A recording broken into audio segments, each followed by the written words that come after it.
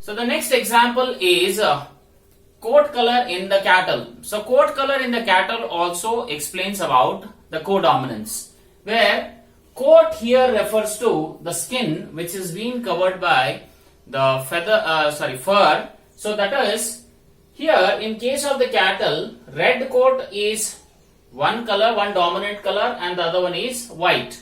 So the genotype for the red coat is a capital R, and for white coat it is capital W. So that is the genotype. So I will write here the parental genotype and the parental phenotype. Okay.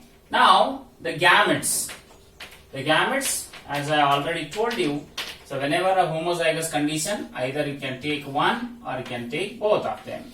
Okay. Similarly with the another dominant color in the coat color in the cattle, so that is W. Now what happens in case of the F1 generation when the male gametes fuse with that of the female gametes? So that is capital R, capital W, capital R, capital W.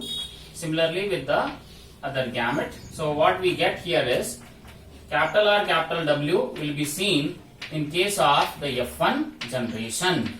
Now here, this particular F1 generation exhibits the character of both the parents. So here, the color of the skin or the coat color of these cattle of the F1 generation will be red, but along with that there will be presence of the white patches over the body. So this particular phenotype is called as roan.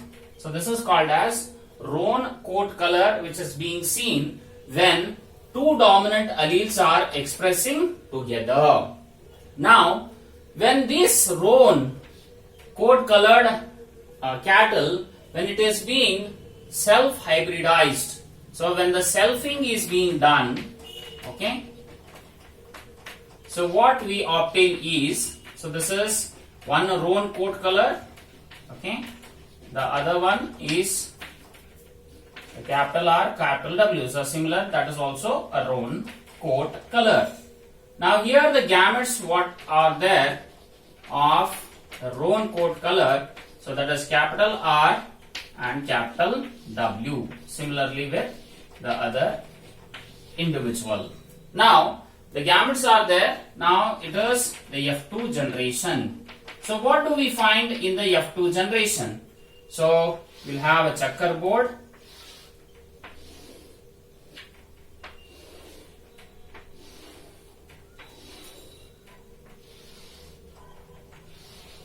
So capital R, capital W. So capital R, capital W. So in the box, we'll add the gametes here, male and female. Now capital R, capital R, capital R, capital W, capital R, capital W, and W and W. So here, what we are able to see is when the roan coat colored cattle are being self-hybridized. Okay, so what we observe is, okay, so this is the coat color which is there in the parent, that is red coat. Next is what we have is a roan, that is capital R, capital W, and the last one is WW, that is a white coat in the cattle. So among the four individuals, 1/4 are the cattle which have red coat color, 1/4 are the cattle which have white color, and 2/4, that is 50% of the cattle will have the roan coat color in the cattle.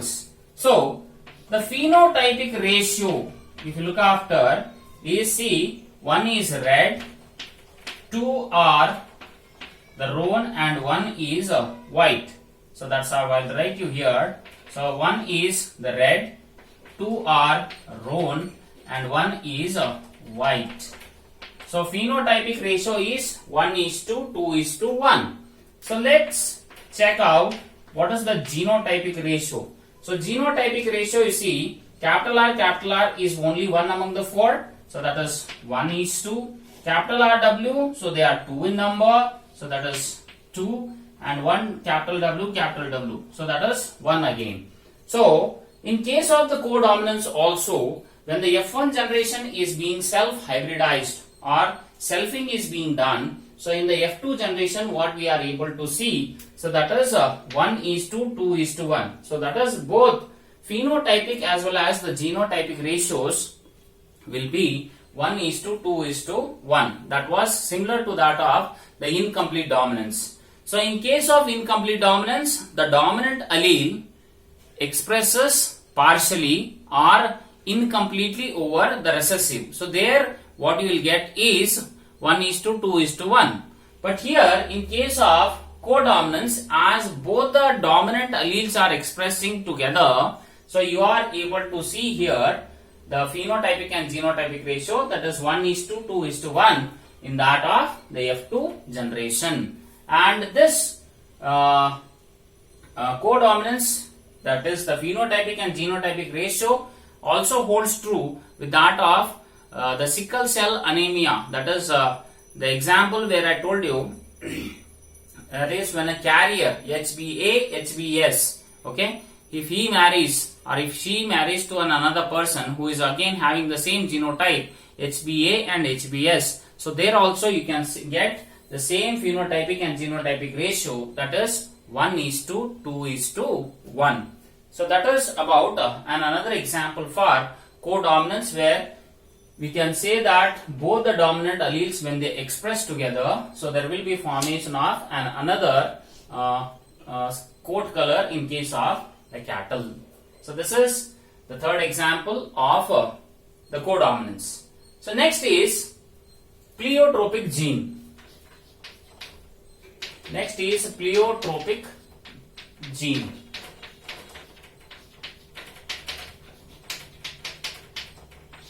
So what is this pleiotropic gene, or what is pleiotropy? So first we will discuss about what is meant by pleiotropy. So pleiotropy is a condition. Pleiotropy is a condition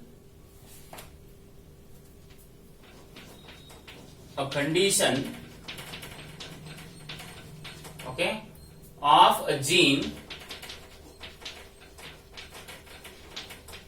Okay, pleiotropy is a condition of a gene, single gene, which influences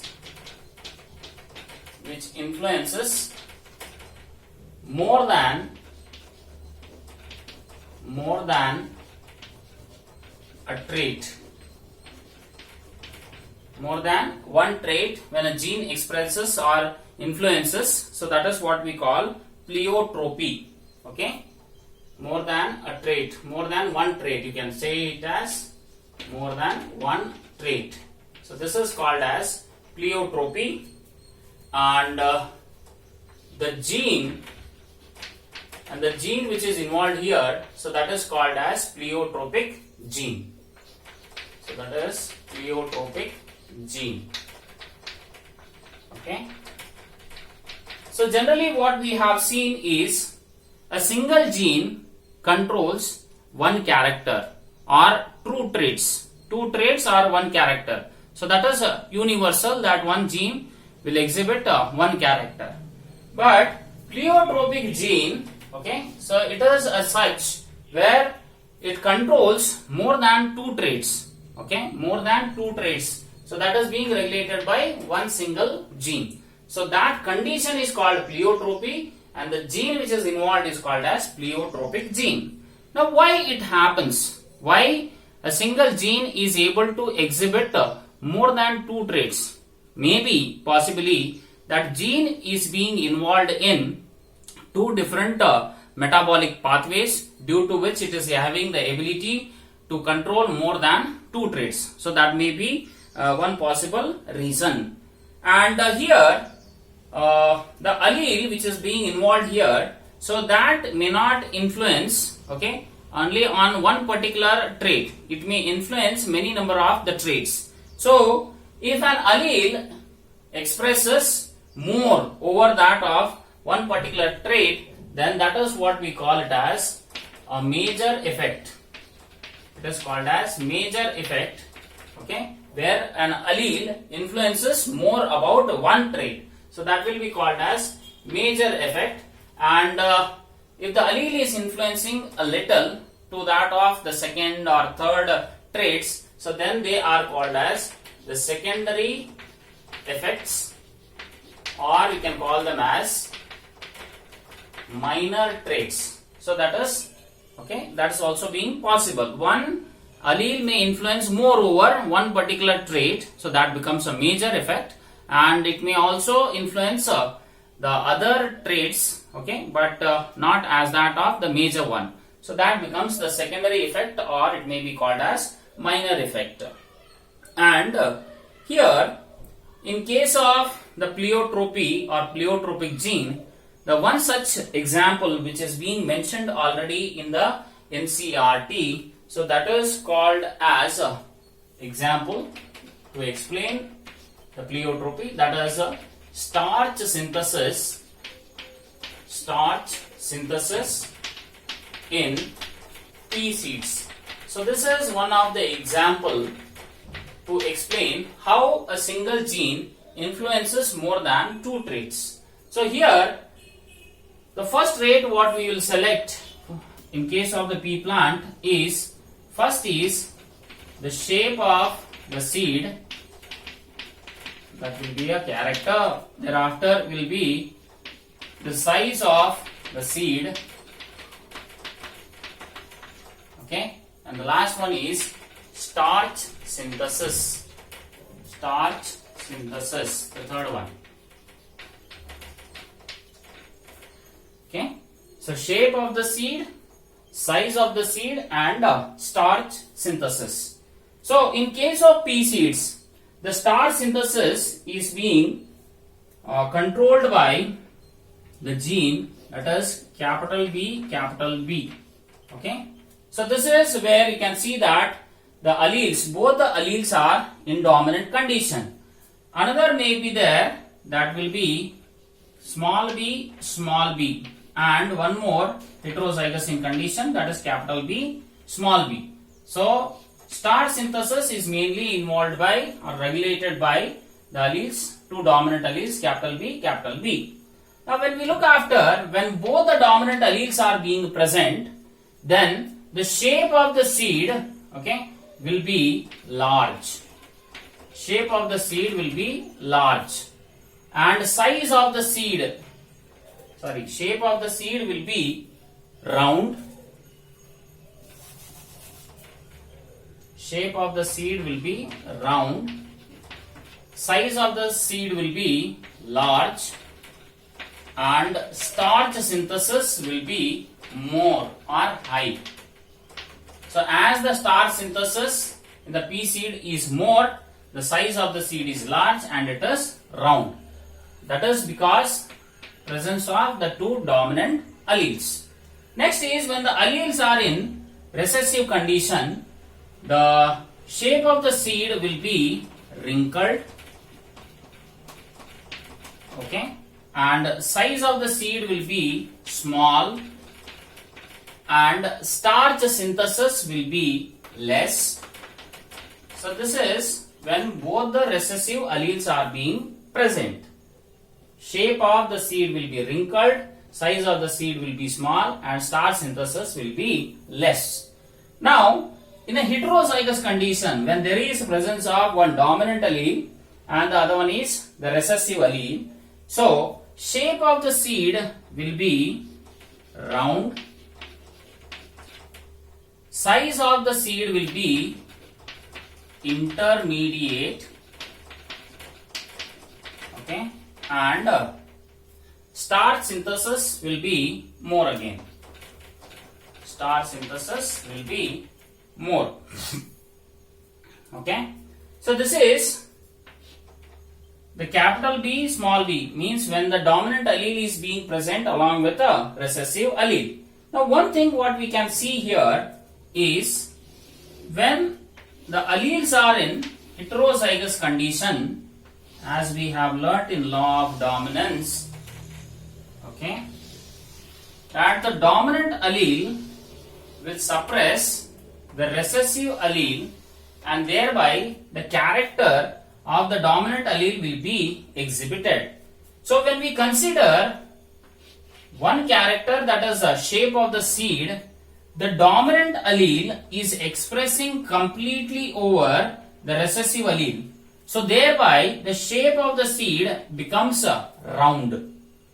The dominant allele is expressing completely over the recessive allele, then the shape of the seed becomes round. So this is explaining, when we consider shape of the seed, it explains about the law of dominance. But at the same time, when we take another character, that is size of the seed, the dominant allele is failing to express completely over the recessive allele. So thereby the size of the seed becomes intermediate.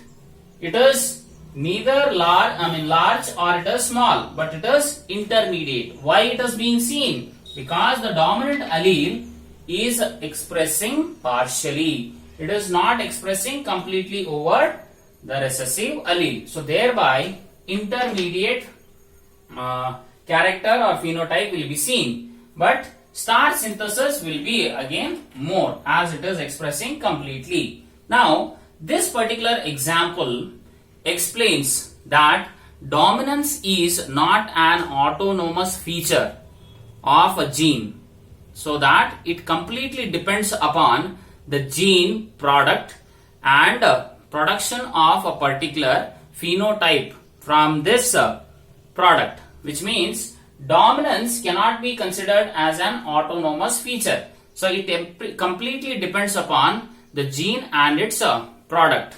Is that clear? So that is based on the character or trait what we are selecting, okay, we are able to identify whether the allele is expressing completely or whether it is expressing partially. So that is the star synthesis in pea seeds, where one gene, means two alleles, are able to control more than two traits or two traits. So that is one such example, that is of pleiotropic gene. The second example is, so this is example number 1. Second example is sickle cell anemia. Sickle cell anemia. So in case of sickle cell anemia, as I told you, okay, whenever an individual has HbA and HbA, he has a normal shaped RBCs, okay. So there is no change. Phenotype, everything remains of the RBC, no change, healthy, normal RBCs are there. And whenever an individual has HbS, HbS, so there the RBCs will get converted, where a person will suffer from a severe anemia. And here the RBCs will be spindle shaped, okay, or sickle shaped. Thereafter is, in case of HbA, HbS condition, when both the dominant alleles are being present, so they are expressing together, so thereby the individual is said to be a carrier, but this carrier individual has a normal shaped RBC, but under the low oxygen condition or tension, at that time the new RBCs which will be synthesized, so they, instead of becoming circular, okay, they start getting formed into sickle shape. So that is the individuals having the genotype, that is HbA and HbS, who are being regarded as the carriers. Now, how this particular example is associated with the pleiotropic gene. So here you can see the two alleles which are there. So these two alleles are controlling a particular character.